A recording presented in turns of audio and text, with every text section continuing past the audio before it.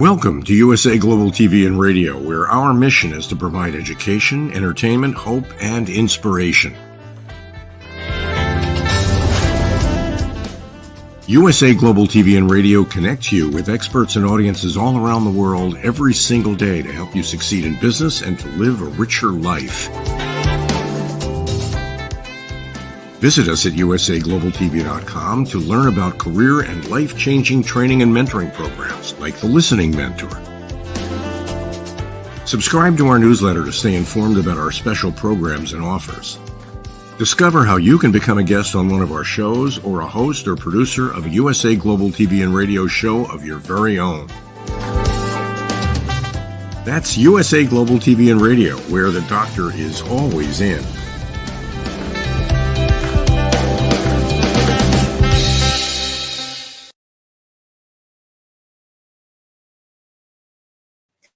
Hello and welcome to USA Global TV and Radio in partnership with E360 TV. A very warm welcome to our viewers that are regularly tuning in from USA Global TV and Radio and our regular viewers from E360 TV. A very warm welcome to our new viewers that have just joined us tonight for our show. Tonight, it's our second show. So this is a Woman's Prerogative Part 2. And I was on the first part of the show, which was GMT time, 4 p.m. because in the UK, we've just moved our clocks backwards. So I'm actually here slightly earlier and it feels a bit more comfortable too. So a very warm welcome to all of our viewers here on the live and also on the replay. And it is I'm especially welcoming people that are here for the very first time. My name is Caroline HEWARD and I'm known as the Harley Street Stress Expert, and I help you bust your stress. But before I tell you a bit more about what I do, I'd like to welcome one of our wonderful, esteemed panelists, the very, very lovely MARISKA. She's all the way from across the other side of the world, from New Zealand, where her time is morning time, as my time is nighttime. MARISKA. Let's welcome MARISKA. Hello. Hello. Yes, indeed, it is morning for me, and also the next day. Yes, it's really, I just find this is truly a global platform in that respect. And we've never met each other. And yet here we are together, one side of the world to the other side of the world. And, you know, we're here in companionship, kinship, we're in womanship, and we're also in the USA Global TV in partnership with E360 TV. I mean, what about that? MARISKA, it would be wonderful if you could share with our viewers what you do, who you help, how you help people, and more importantly, how people can contact you, especially for our people here for the first time. Well, MARISKA is the name and leadership development is the game. So I literally help leaders, whether you are a new and upcoming leader, maybe you have worked in your specialization for some time and now move into leadership, or whether you are an existing leader moving up within your leadership journey. That is the people that I assist.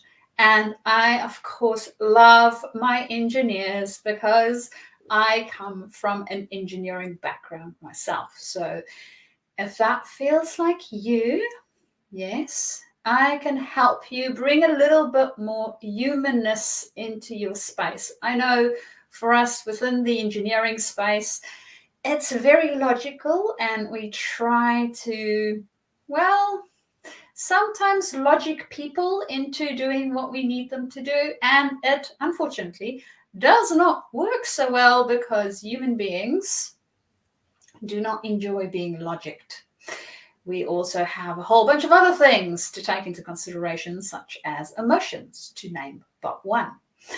So if you would like to increase your leadership skills and maybe bring a little bit more of a human element to it for yourself and your team, you are more than welcome to contact me, and you can do that via my email address, which is on the screen at the moment. And if you are listening, it is mariska@journey2discover.com. Or alternatively, you can also connect with me via LinkedIn and write me a little message saying that you found me here on USA Global TV or alternatively E360 TV, and we can start our conversation and working on making you the leader that everybody wants to be with. And that's me. So Caroline, I know that you started off with the Harley Street piece and busting your stress, and then you left us hanging. Please continue. Thank you, Mariska. Yes, I did leave you hanging because I like to do that. My name is Caroline HEWARD. I'm your presenter tonight, and I'm also the Harley Street stress expert. How do I help you? Well, I help you bust your stress. How do I do that? Well, I work with root cause therapy, which means that if you have, and you'll notice it like a repeating pain, a repeating pattern, a repeating issue in your relationships, something that's recognizable, that you always get that neck pain, or you always get that back pain, or you always have that knee problem at certain times and at certain situations. If you have anger management issues, if you have bereavement issues, it's whatever you're complaining about, that's the stress. Even if you say, I'm not stressed, that I'm not sleeping very well, or I've got this terrible thing going on in my relationship, that's how your stress is manifesting. I help you break through the root cause of what's creating that stress so that you move from the conversation and the analytical debate in the mind, which is causing your stress, you move into the heart, which you then move into a place of inner peace. I help all sorts of people from all corners of the world because I work online as well as offline, and I offer a free consultation online, on Zoom, Skype, on Messenger, audio, video, and also if you're camera shy on a call, you can reach me on +44 if you're international. If you're local in terms of the UK, 07523 120 189, or you can email me on nomorestress@live.co.uk. Thank you, Mariska. So let's get into our subject tonight. We had a very interesting conversation earlier on in our earlier show, our part 1. So part 2, this is episode 94, A Woman's Prerogative, part 2. If I could change anything physically, it would be. So what comes to mind for you in terms of what you would like to change, Mariska? Physically? Now, physically is very big. Caroline, I know typically when I first read that statement, my brain automatically went to physically me. And there's physically everything else as well that we interact with in the world. So physically, what I would like to change, what would I like to change? And that's a good question, because I think there's a lot of times when I think, well, I would love to change that. And if I were to change it, I might not necessarily have the same experience, which would not necessarily inform me the same way. So it's always tricky to decide what to change, because I never know if I pull on this string, what will happen. So what I might want to change is possibly understanding how all these strings fit together. So for instance, if I think about an ecosystem, right? If I take one plant out, it might be the habitat of a whole bunch of bugs that may or may not be beneficial to other plants or other things within the area, drawing other things closer to it. So if I change that one thing, it might have other effects in other places. Which makes this a really tricky question. So I'm going to be very, I'm not sure whether observant is necessarily the right word for it. I think what I would like to change is I would like to change not necessarily the fact that we are progressing, rather the adaptation that we have for the progress. So I don't necessarily want it to go faster. I think what I would like to change is for us to understand as human beings how we work optimally, and for us to change things in a way that would work better for us. I think that's the thing that I would like to change. How about you, Caroline?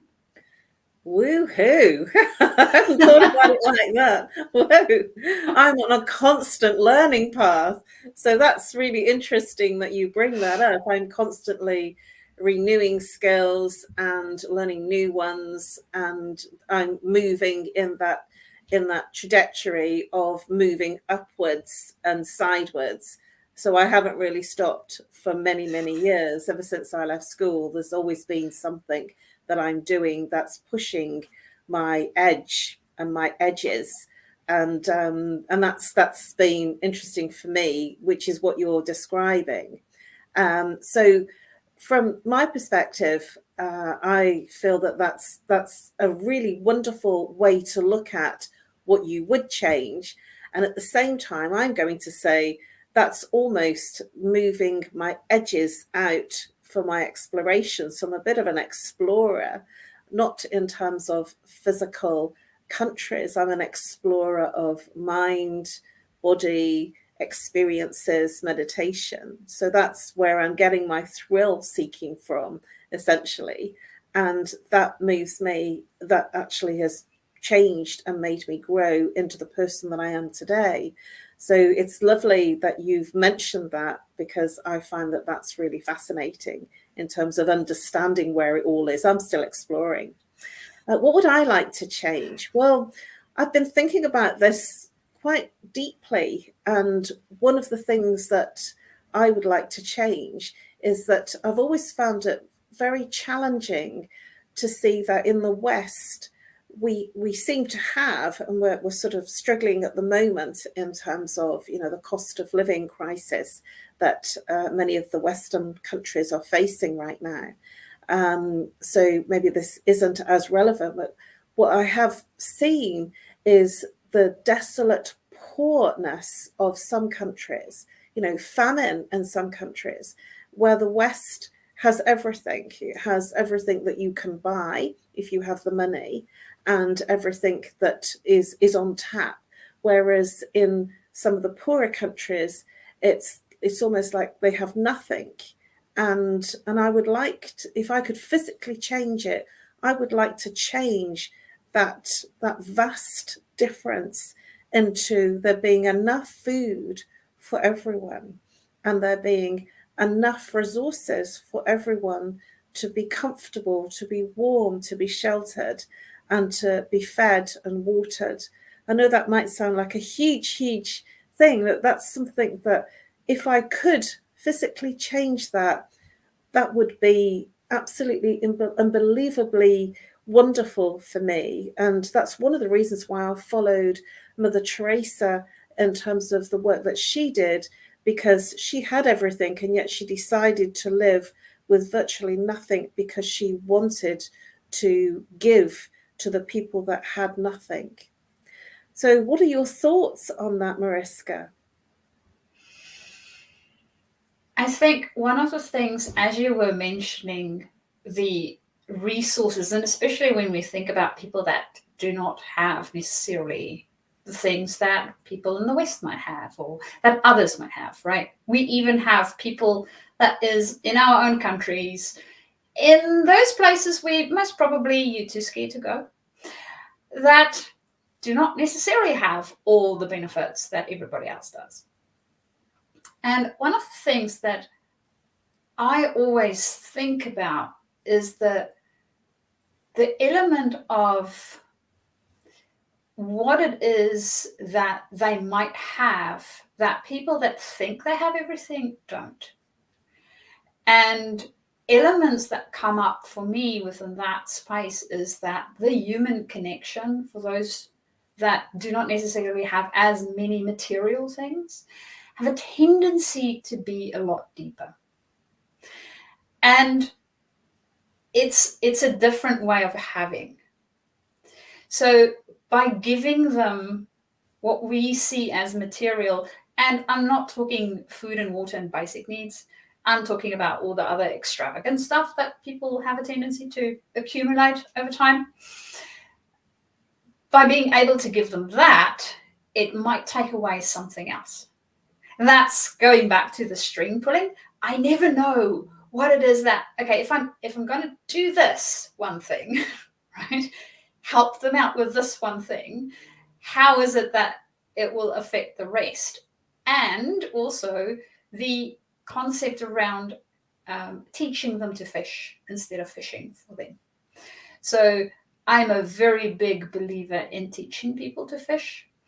And if they are in a specific situation, really understanding what that is about and how it might be to help them grow out of it, instead of just giving them whatever it is that I perceive they might be lacking. Because again, my perception and my string that I'm pulling, that may or may not have the right effect for what it is that they need. And this is always for me very, very interesting, because yes, my heart bleeds when I see suffering. And I also only know a little of whatever the suffering is that the person goes through, because I haven't lived what they have lived, and I haven't learned what they have learned, or experienced what they have experienced in all the other facets of their life. So within that, I'm always very careful as to how I approach any of those sort of circumstances. And it might give me a bias in some way. I'm suspecting that it does. For you, Caroline, what is your experience having moved in those circles a little bit more than I have myself? Well, because of the type of charity type work that I've done in the past, and the people that I have met from different countries within the Universal Peace Federation, we had people speaking that had come from the Congo and had nothing, that they were very sparse, and they were looking for support and for help in terms of getting just the very basic things. And it made me think about the fact that we seem to be so rich in many things, and in the material type things, but we seem so poor.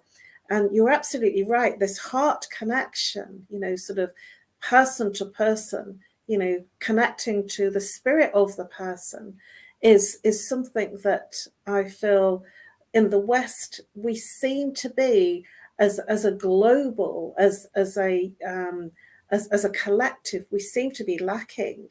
And I really endorse what you're saying, that you can't just go in and fix it because it might not sort it. And that's actually what happened when the Berlin Wall came down, and they were living in a very backward way. And so when the Berlin Wall came down, they had to start all over again. So what the West was saying was really wonderful and really amazing that we had freed them. They then had to find a way of making their country work again, and they were struggling.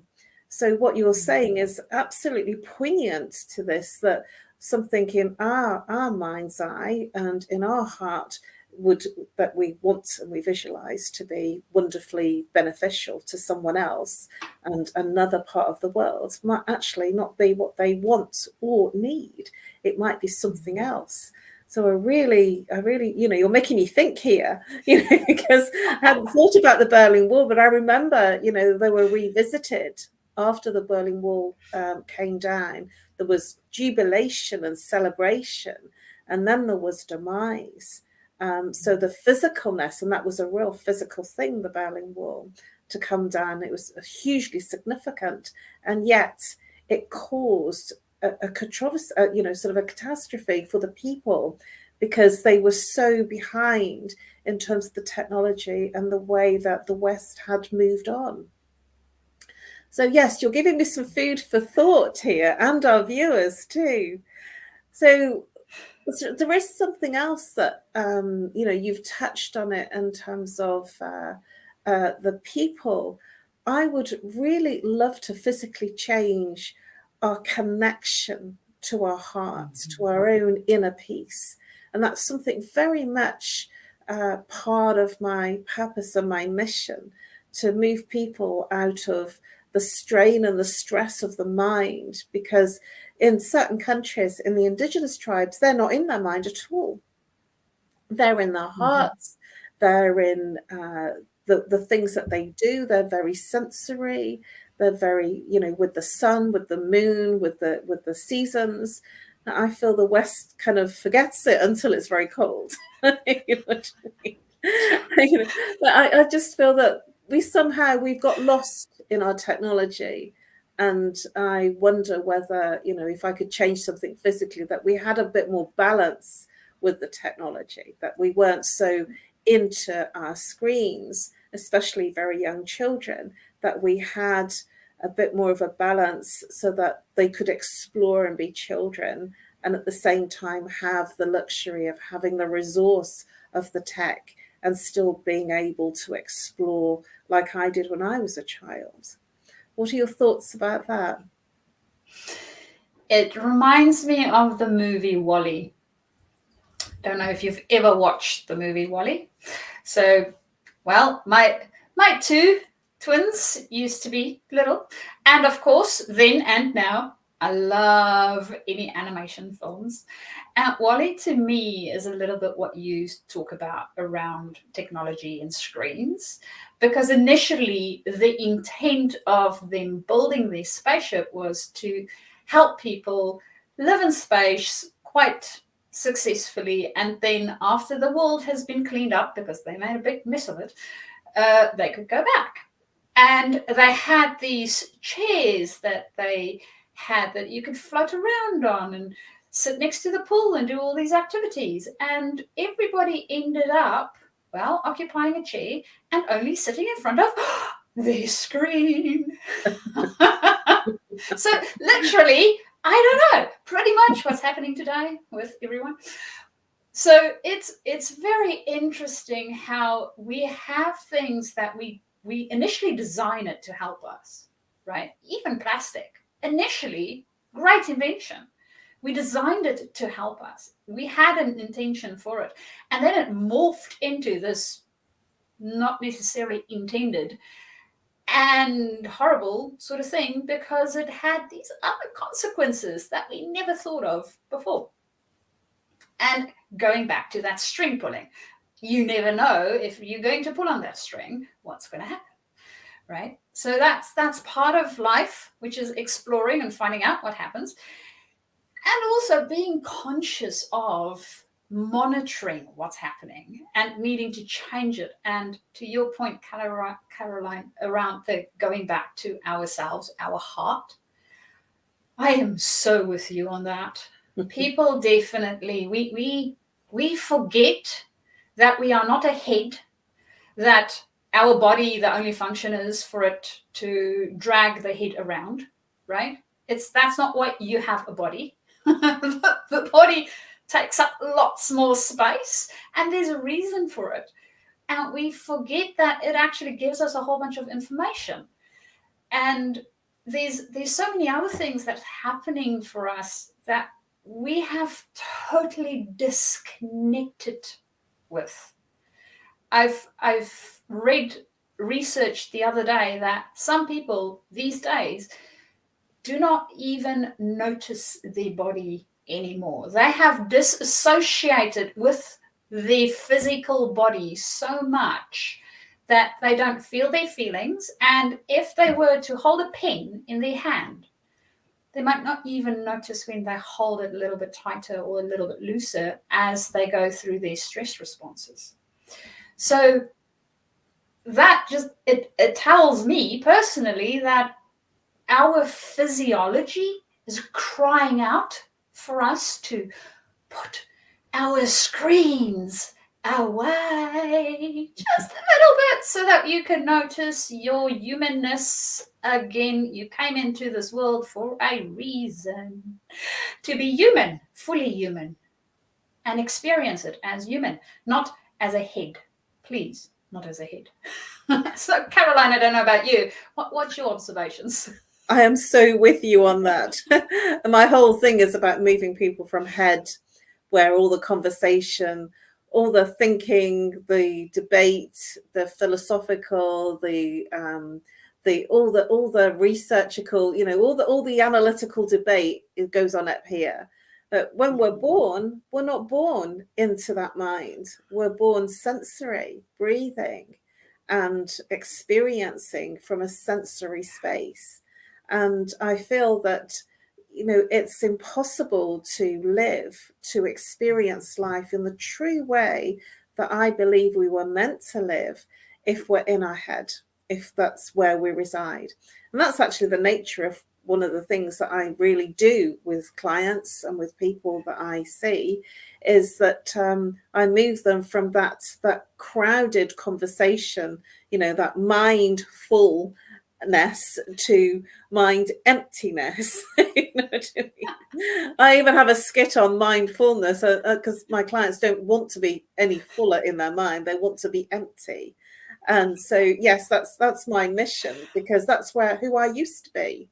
And that's where I was. I was very much in the mind, very much disconnected and on autopilot, really not experiencing life, just existing and doing things almost in an automatic, in a robotic fashion without really living. And so, yes, I totally agree with what you're saying here, that we are meant to be sensory, experiencing life rather than being in the mind. And the mind is good for the analytical things that we need to do. It's good for our work. It's good for our results. And it's good to get things done. I could never get my accounts done if I wasn't in my head. So, as my accountant would say, that's why the accounts don't get done very often.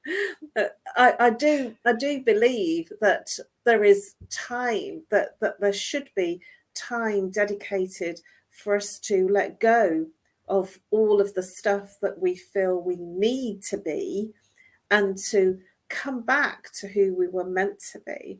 And that's a being, a human being, rather than a human doing.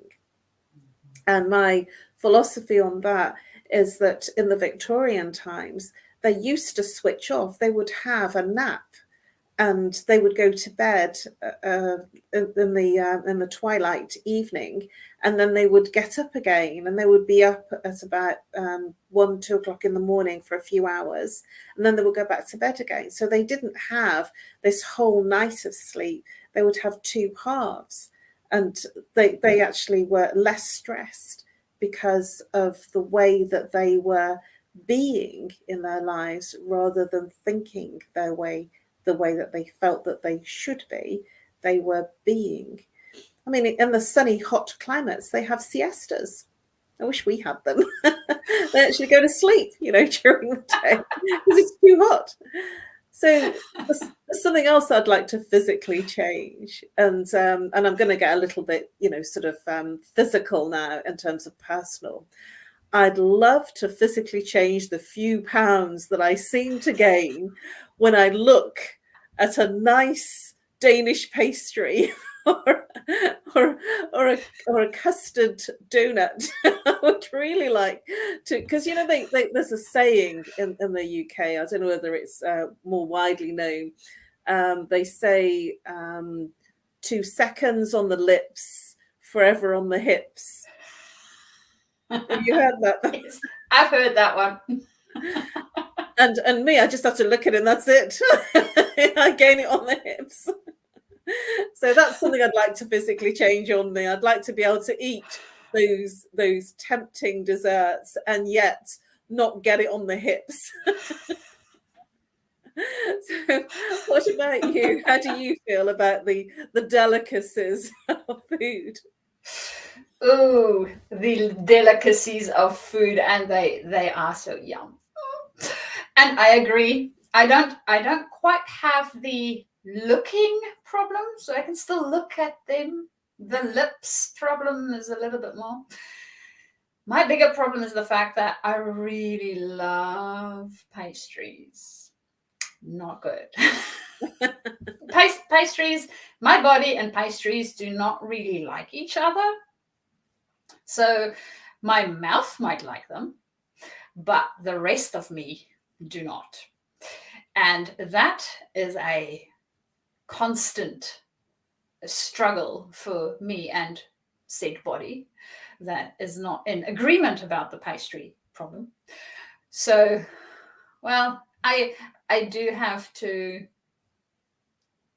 go with the body, seeing as that is what typically is the thing dictating some of the actions. And that goes back to the head and body conversations that we have. If we know what the body can and cannot tolerate, it makes it a little bit easier to understand what we can and cannot do.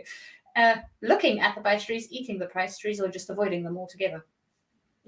Which sometimes I have found that the French has this wonderful thing where they only eat very small portions. So they don't starve themselves of, I don't know, insert yummy food here, piece. They would typically eat it, but only a very small piece. And then once they've eaten the very small piece and that craving has been satisfied, they go on and they do the next thing. They also walk and ride their bikes a lot. So I think the exercise has something to do with it. I am endeavoring to do that more. So not starving myself of those sweet little treats. Of course, also not having one every day for a very long extended period, because they still go and do all sorts of curly stuff that I don't like on my body. And then see whether that helps. I have found, for instance, I'm not a very huge chocolate eater. I do enjoy the occasional chocolate. And if it is a darker chocolate, it actually satisfies the craving for chocolate a lot sooner. So I don't have to eat as many. You know why that is? I have no idea. Do you know why that is? I do, yes. Why is that? Well, dark chocolate is better to eat than milk chocolate because it has more of the cacao in it, more of the raw chocolate. And when they put milk in it, it then has more fat in it. So if you can eat dark chocolate and you like dark chocolate, that is better for you in terms of the fat constitution, and it will also have more of the good stuff, the cacao in it. That's good for you. So that's why you can only have a little bit. And I would also like to share, I really do like the fact that, you know, you've mentioned the French, because I do like going for French cuisine where it's small, but it's actually very filling. And I don't know what it is about it, but it's just very filling. I don't know what they do. So it's obviously rich, small and filling, you know, so you don't need a lot of it. But one of the, I remember going to a Greek restaurant for the very first time. And it was many, many years ago, probably a couple of decades ago now. And I'd not been to a Greek restaurant before, and it was in the afternoon. It was about sort of 3 o'clock in the afternoon, kind of tea time-ish. And they brought out a load of dips. And I starved myself. I thought, you know, this is lunch. And so I really kind of, you know, tucked into the dips. And the dips were there for about, a good half an hour, 40 minutes. And I thought, well, this is it, you know, they're not really feeding us very much. And then when I'd really gorged on the dips, because that's what I thought that there was, then this next course came out, more little dishes. and that was I think it was the fish course. And I thought, oh, at least there's a little bit more substance to this meal. So I gorged on the fish dishes. And then you know what's going to happen next. Then the meat dishes came out. Well, I mean, I was stuffed. So everybody else knew what was going on. I didn't know. So I was struggling by the time the meat dishes came out, and I just said, I'm completely stuffed. Why aren't you? And the response back was, because we paced ourselves. And I thought that was really cool, because the British, we have everything on one plate. Everything is there in a mountain. That's how it's served. The Greek people, they have little dishes of different foods. So it's kind of picky, but you tend to eat smaller amounts and the body feels fuller. So what I would like to change physically, if I could, is the way that the British pile on the food and pile it all on one plate and get through a mountain, where actually I feel that I'm much more akin to the way the French eat and the way that the Greeks eat. So there's food for thought. What about you? I love what you shared around the smaller dishes, and the fact that I think one of the other things that I found over time is when I eat smaller pieces at a time or smaller dishes at a time over an extended period, my body actually at some stage would say, hey, okay, you're good. You're full. You don't have to worry about it. And this may or may not be by the time that we get to dessert, right? So sometimes I don't get to dessert and I'm fine with that because I'm satisfied. And I had a variety of different things. Whereas Caroline, yes, South Africans, we have that same tendency. So we have a tendency to also pile up with everything on one plate. And then some people will even go for seconds of everything on one plate. And then they will complain afterwards that they ate way too much. So I'm thinking we might be able to learn from other cultures and see what works best for, well, us. And each individual might be a little bit different. I don't know. Small dishes works for me. I'm not too sure whether it will necessarily work for my husband. He will most probably say, where's the next course, before he's even finished the first one, because he sees it and then he'll go, yeah, this is not enough. So he would want more. So I'm not too sure whether it will always work well. I do think, however, that if I can get him into it, possibly we might be able to be onto something. So that would be something physically that I would like to change. And in all likelihood, also, it is in my capability of changing. I will have a lot of dishes to wash, I'm suspecting, but that is okay too. We'll work on it. Slowly but surely we'll get there. I am sure this will pan out to be the best idea ever.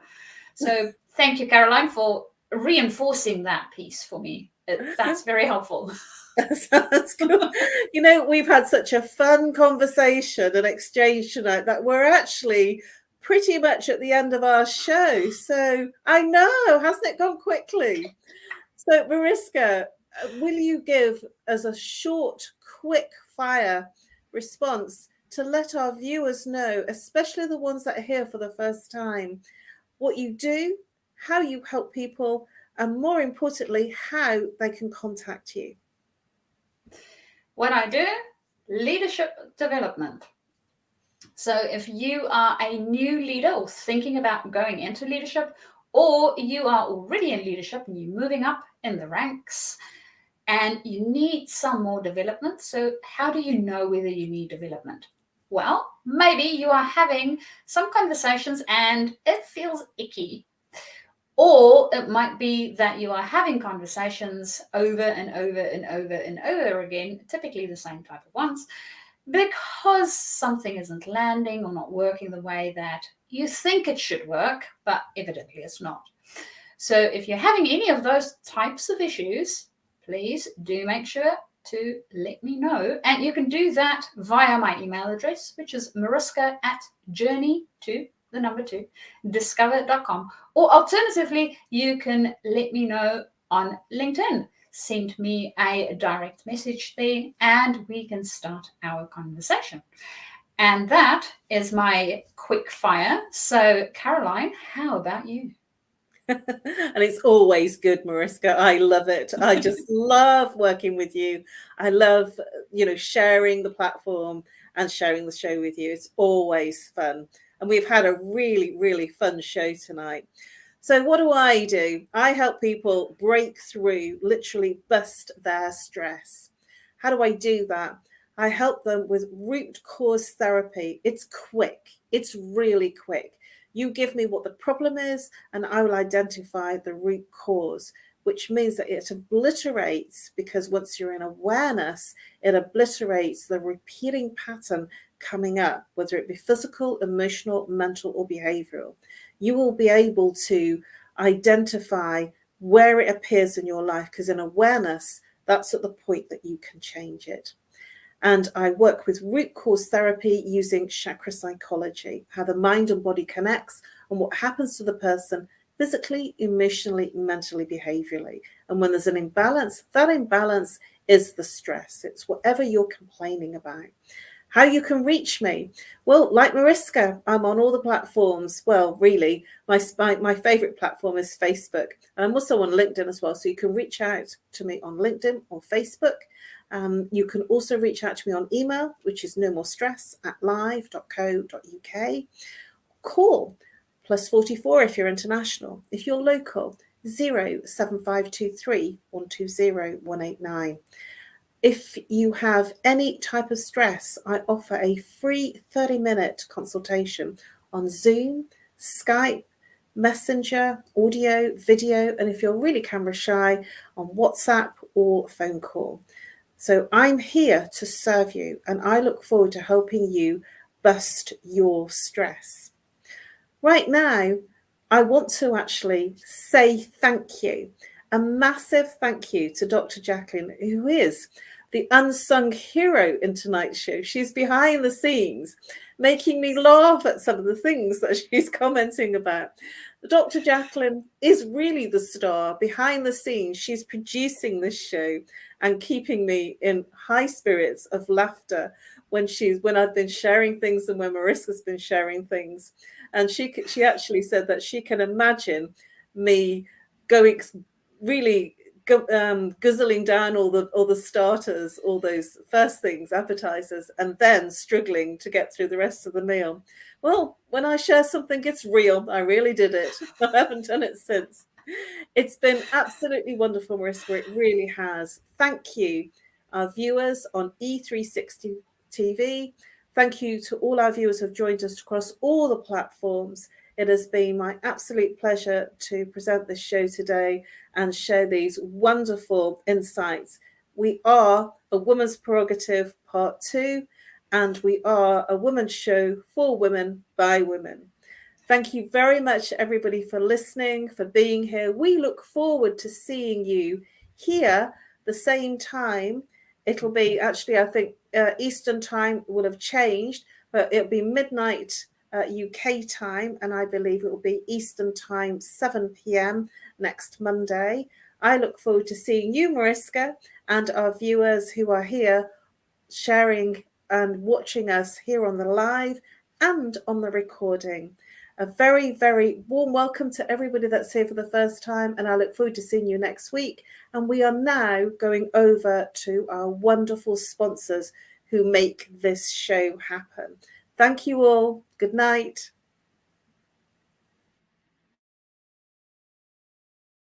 Hello everyone, I'm Simon MacDonald. I live in the West Highlands of Scotland, a very beautiful part of the world. Seems a long way from the USA Global TV station. But remember, USA Global TV is worldwide. It's a fantastic platform. And every Wednesday, I come along here as part of the show of the United Kingdom, News and Culture. And it's just like a family reunion each time. It's one of these amazing stations that has such a beautiful, friendly, and intelligent atmosphere as well. And we reach out to an audience in the most unimaginable places. And I came here, I don't know, must be over a year ago now.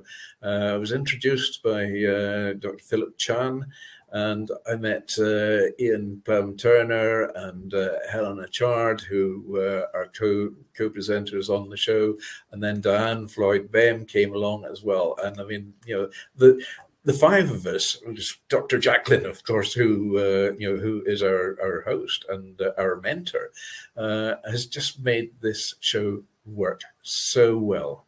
Tremendous people, lovely time we have, and we impart a lot of information, a lot of knowledge. Nothing's rehearsed. It's all done off the cuff, and it all just gels. And we get great feedback from people coming back and saying how they're enjoying the show. It's lovely to hear. It's lovely to get that interaction from outside as well.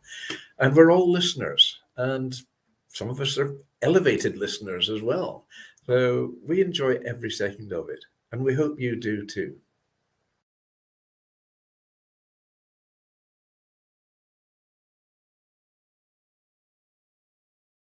Hi, everyone. My name is Tracy Cram-Perkins. I'm the author of Dementia Home Care, How to Prepare Before, During, and After. I also have a day job where I work in the electrical industry. I have found a home here on USA Global TV to tell people about different aspects of dementia and how to survive dementia care. It's a passion of mine, going back to when I first started taking care of my mother, all the way through 3 other family members to my aunt who died recently. My mission is trying to make it easier for people to do dementia care, to find shortcuts that will help them survive and maybe even thrive. So that is my mission. What I've discovered here on USA Global TV in sharing the information is that a lot of people have reached out to me, and we are talking about different aspects of their care. Now, at this point, I don't have a package that I put together. However, that will be coming. What I am doing now, because I do have a day job, is I make appointments with people, and then we can talk about the things that they're struggling with and see if we can't get them through to something that will work for both them and their loved ones. USA Global TV has opened such a world up to me as far as outreach, being able to get to people who don't know where to start. And they've been able to just connect with us online and find out about what we're doing and how we're helping people. And I am so proud of being able to be a part of this and to get the message out that you can also come to USA Global TV and talk about whatever your expertise is, as I'm sharing mine. One of the things that I've found when I've been talking to people about dementia care is maybe they don't have time to sit and talk to me in person, or we can't get together. Yet if they let me know about a topic, it's something that we can address, and I can either send to them or I can post public. My book is available on Amazon. It's available also in wide release at Barnes & Noble. You can also get it at your favorite local booksellers. It's available online through Target as well. So if you want to come and find me and find my package, right below here is my social contact and my email, so that you feel free to reach out to me and we can make an appointment to chat. And I look forward very much to hearing from you.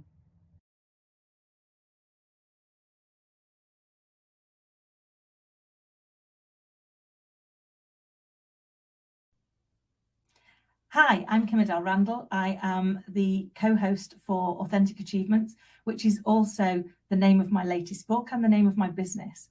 The latest book, Authentic Achievements, has the world's longest subtitle, which is the 7 secrets around building brave belief, unstoppable sales, and turning your leaders into talent magnets for guaranteed sustainable growth, which is what I do for organizations globally. I had the absolute privilege of meeting the lovely Dr. Jacalyn almost 2 years ago now, and I'm so honored to be part of this amazing platform. I've met some of the most fantastic people, shared some amazing stories, and never failed to learn something. If you've got a voice that you want to be heard, you've got something out there that you know you can better serve people with, I highly recommend you get in touch with Dr. Jacalyn and come and join us here on USA Global TV and Radio. If you're also looking to take your business to the next level, I would love to connect with you personally. So please do get in touch. KimAdelRandall.com or AuthenticAchievements.com, and I would love to share your journey and see how we can help you take it to the next level.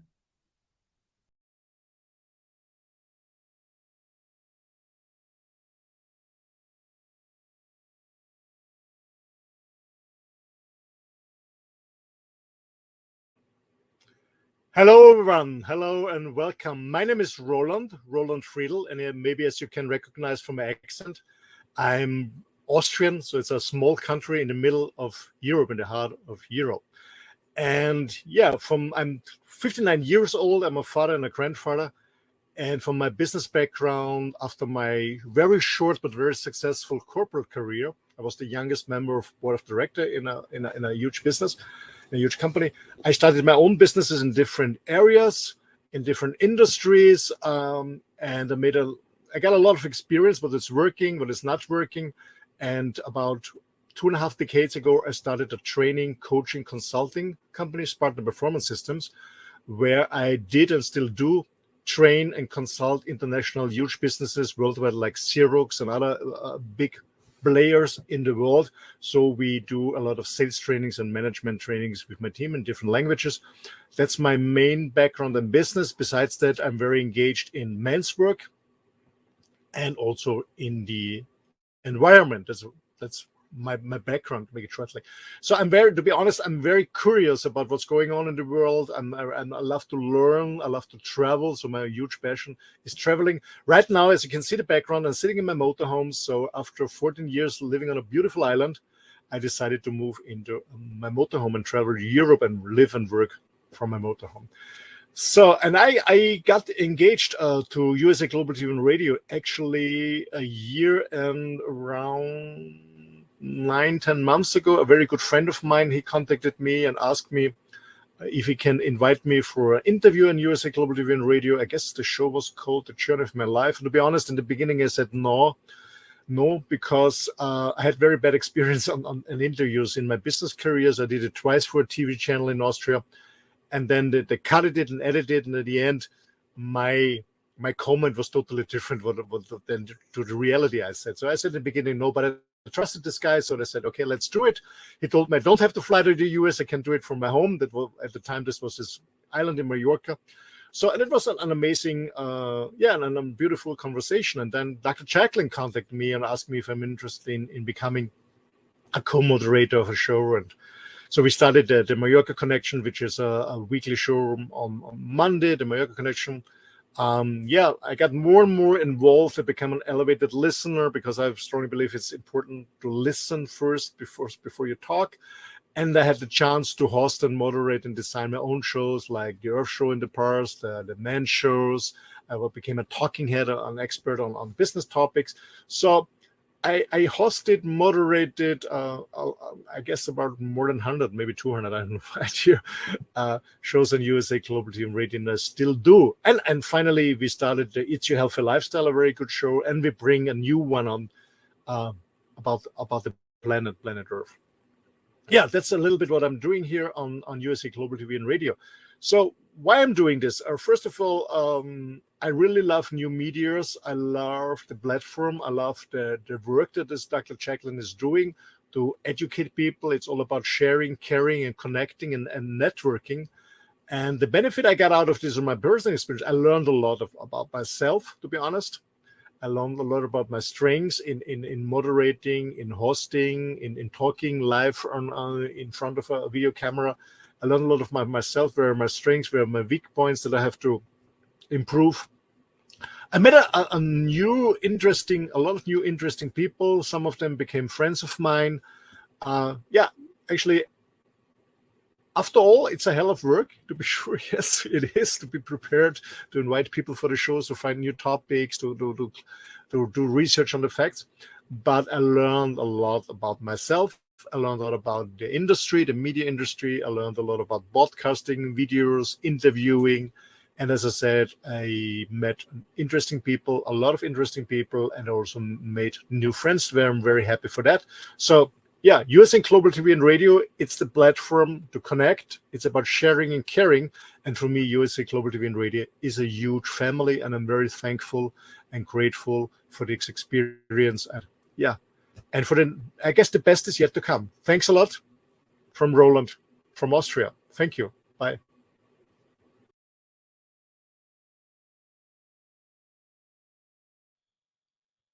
USA Global TV and Radio, in partnership with Dr. Jacalyn LLC, present Amazon #1 best-selling author, Dr. Jacalyn Kerbeck. Dr. Jacalyn Kerbeck is a certified life, career, and executive coach who teaches people how to listen at an elevated level through her courses and her books. Dr. Kerbeck teaches her clients how to open their hearts and express themselves through their creative genius. In her children's book series, The Amazing Adventures of Lady Ella, the listening mentor, Dr. Kerbeck teaches children and their families how to listen at an elevated level. Dr. Kerbeck has worked with clients across the world to guide them in how to express themselves and communicate at a highly effective level.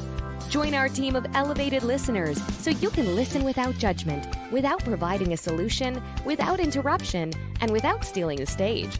To order your books today, go to drjacalyn.com or Amazon.